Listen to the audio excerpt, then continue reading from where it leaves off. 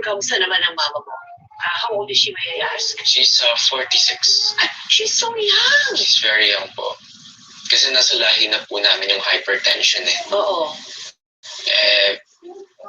Parang 10 years ago pa po, binigyan na po siya ng prescription. Nasa UAE pa po kami. Prescribed na po siya ng mga meds, ng maintenance.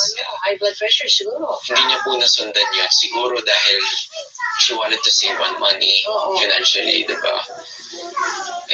Alam niyo naman po mga moms natin. Very matigas ang ulo kasi mas gusto nilang unahin ang anak nila. Siyempre. And yun po talaga.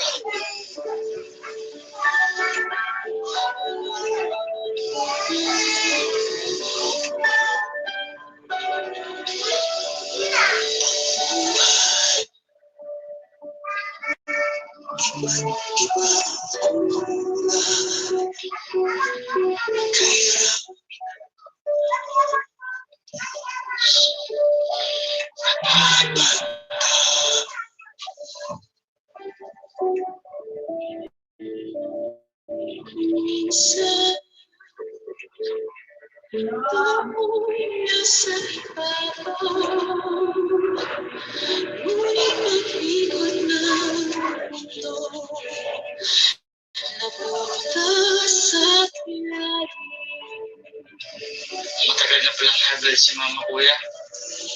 Pero hindi siya umiinom ng gamot dahil nahihiya siya humingi ng pera sa'yo.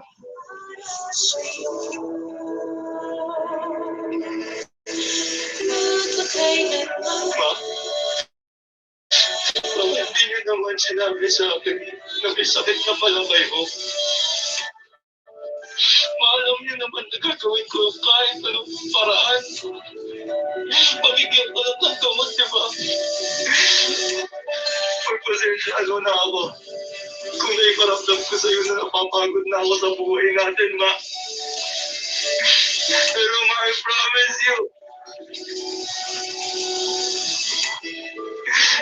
hindi ako mapapagod para sa inyo ni Zian. Hello guys, malamatay. Hindi mo na ako alagaan, ma. Viewers ng magpakailan ma. Guys, ako na ako mag-aalaga sa inyo ni Zian. Basta mabuhay ka lang, ma. Lumabot ka, ma. Para sa akin, ma. Lumabot ka para kay Zian, ma.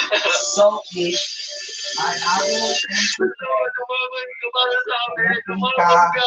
Dito sa'yo, mabahagi sa inyo na dati ang PK, camera, at sa action na ito. Ang bill nila sa ospital. Si Abdul na ang nagsilbing caregiver ng ina. At para tuluyan itong mapagawa, ay gumawa siya ng sariling paraan para makalimutan ng pera sa social media. Thank you Hi guys, for watching the shorts. si Abdul ito. Nandito ako ngayon sa hospital. Stroke kasi ang mama ko. Umabot na po ng 3 million ang bill. At walang-wala na po kami.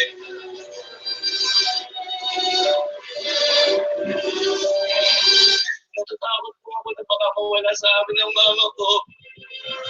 Kaya please,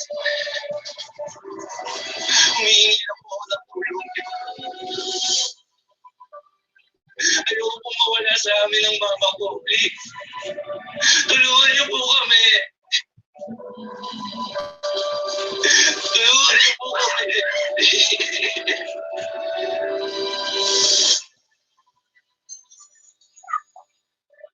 Mga ka-MPK, mag-subscribe sa hashtag MPK Livestream YouTube channel. I-click natin ang subscribe yung channel. Pagkatapos, i-click natin ang notifications bell na below. Maraming salamat mga ka-MPK.